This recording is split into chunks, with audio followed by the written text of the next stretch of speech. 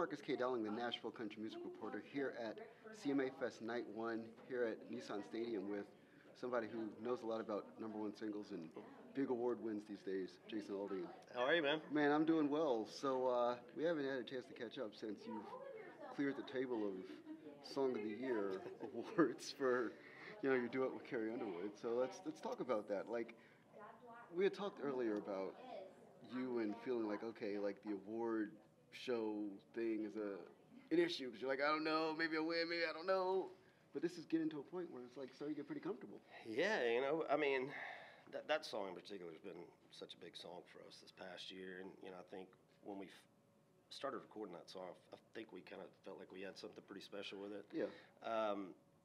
And for that song to go out and perform like it did has been crazy. So, there's a lot of years you go to those award shows and don't win, but right. So it makes it that much more special when you do. And so this year we've won a few awards with that song. We got some more shows to go, CMA.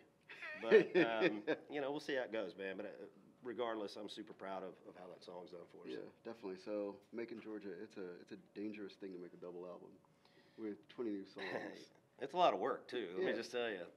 That's the only good thing that came out of quarantine for us was that I had time to make a double record. But right. Yeah. Trouble with the Heartbreak is doing well, though. Yeah, so we picked Trouble with the Heartbreak to launch the Georgia half of the album. And, it was something that I thought was cool. And we hadn't really released a song like, that sounded like that. And, and sometimes you just have those songs that go up and kind of perform on their own and squeak into that #1 spot before you really expect them to, and it had so much momentum that it's just kind of hung out there for a few weeks, which is great. It's been sitting there, I think, for 3 weeks now, and it's actually still going strong. So we might get a 4-weeker out of it. And the last time I've only had one of those in my career, and it was Big Green Tractor. Exactly. So it's been a long time ago. Right. So I will take it, man. Yeah. It's doing great. Absolutely. So take me into Big Green Tractor. Speaking about Aldean's Foreign Lounge, the bar, down Lower Broad. To see Lower Broad in CMA Fest with that many people. I don't know if you've been around there today. Well, I try to stay clear of downtown this week, man. It's pretty wild. But it's funny, man. When I first moved to town, CMA Fest was still being held out at the racetrack, right, at course. The fairgrounds. Yeah. And and I went out there a couple years that it was out there and saw that. And so now, being a part of it now for so many years, I've seen how big it's gotten, how much it's grown, and just a testament to country music and the fans that we have, and just how much bigger the format in general has gotten. And for people that never saw it before, I mean, it is an impressive thing now because it did not used to look like this. No. And so it's cool, man. When you look over there, drive downtown, and you see all the people that are here from not just all over the country, but all over the world that come here for this. It's 33 countries. Yeah, man. It is. It's pretty impressive for sure. Right. So take me into actually touring overseas, and when you go to a place like the UK or somewhere, and you see people fall in love with songs from somebody from Macon, Georgia, by comparison to like being like in London or somewhere else. Tell me about that.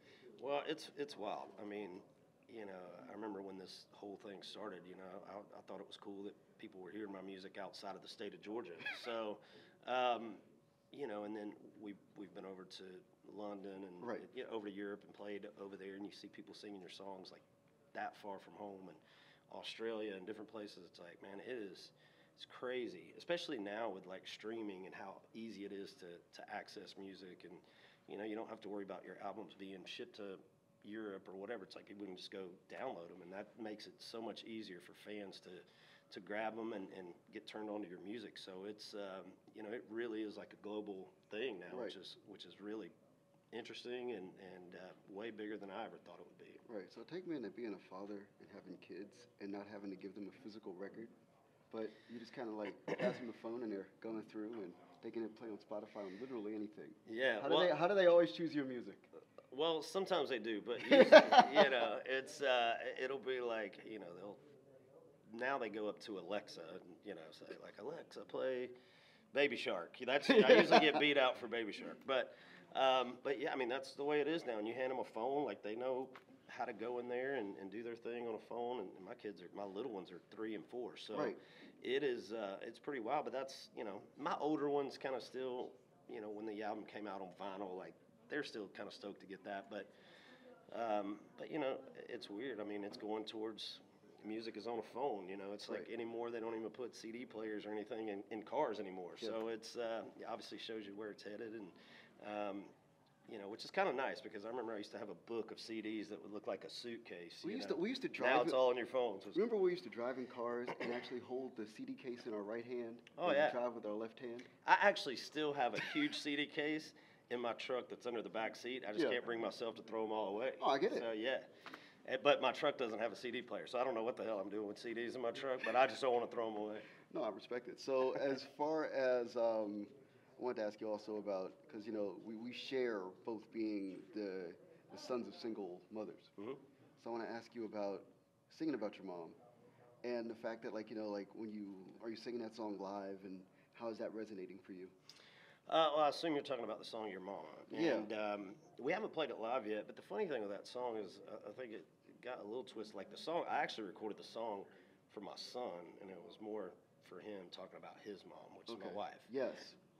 But no, you're right. And I mean, my parents divorced when I was 3. My mom raised me, and just obviously always been super close to her. And so I almost hate saying that, like, well, it wasn't really for my mom. I want to tell her, like, yeah, it was, but it was actually for my son. Right. And haven't recorded one, I don't think, for my mom yet. So maybe I have to put that on the next record. So yeah, keep mama happy. Of course, of course. So as far as final question, think about like where we are right now with, there's 30 different people that have had #1 singles in country in the last like 3 years, which is crazy. Like, and that's unprecedented. So when you go up on that stage now, and how that like resonates as far as like going out and touching people who are touched by so many different artists, but they always come back to you as well. Thoughts about that and just being able to retain that fan base? Man, you know, I mean, I think that's country music. I mean, we have fans that are probably the most loyal you'll ever see. I was just talking about that over there, and it's like, you know, in this genre, you have fans that kind of find you early in your career, and they just kind of ride the wave with you the whole time. In a lot of the other formats, you know, they'll, you know, while it's hot, they're there, and then they kind of jump to the next thing. Right. And country music is not like that. I mean, they just, they have their artists, and they roll with them, you know, through their whole career. And I think you see that here. And, you know, it definitely makes, when you've had a lot of hits, it makes it a lot easier to go up and connect with fans. You know, they're hearing familiar music, and so that always takes a lot of the stress off. But the ones I feel bad for, the new artists that are trying to break through right now, because there's so many new artists coming out, and they're just not doing it the way that they kind of did when we hit the scene. So it's a different, you know, launching an artist now is so different, and so it's harder for new artists to break through, and so those are the guys that I'm like, you know, just kind of like, hey, good luck, man. Good luck. But it's great, man. I enjoy playing, and you know, I've been fortunate enough to have the hits I've had over the years, and that makes it a lot easier to go out and play in front of people. Absolutely. Well, thank you so much for your time. Yeah, man. Always good to see you. Yeah, absolutely. It's Marcus K. Dowling, the Nashville country music reporter at the Tennessean, here at CMA Fest with Jason Aldean. Appreciate it. Yeah, man.